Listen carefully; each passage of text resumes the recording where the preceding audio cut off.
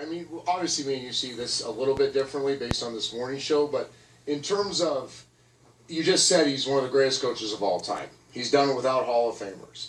That he's about player development, teaching guys how to become a pro. The things that the whole league has kind of changed the way they've coached because of him. So say something comes out of Deflategate, that this was totally intentional, they gained some competitive advantages because of something they did with the ball. What does that do to his legacy? Because everybody else now believes he's a cheater, it's going to take away from him being one of the greatest coaches of all time, if not the greatest. And if they find information that those balls were deliberately taken air out of, yes, it will affect his legacy. Because this is a game about integrity, and it's a game about rules. Now, it's not a matter of everyone else breaking them. You got caught.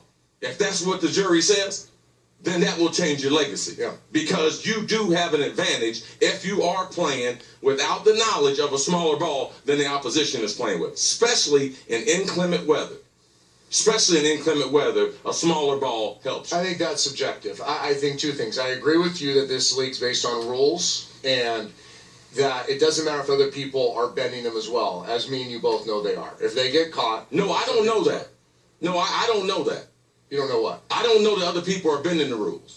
You don't know that teams have stashed players on IR for years because they could pay more for the salary cap, that their practice habits, they're doing one-on-one pass rush drills in the offseason when they're not supposed to, that they're constantly testing the boundaries of NFL rules. Right, there are different ways to go about exactly. try to get a slight edge. I do have a problem with this. A smaller ball, because it has 2 PSI less in it, is not as wild as a competitive advantage as you made out to sound.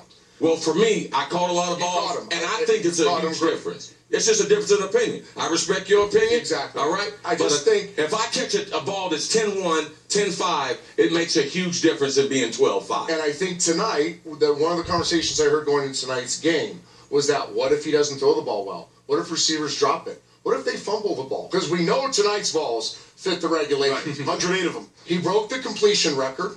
He was as precise as he's ever been. Right. They didn't drop any balls, and they didn't fumble any balls. So I don't think their ability to perform has anything to do with the pressure in a football. Now, it was perfect conditions. I'll give you that. And maybe the argument around this is bad weather, a softer ball being easier.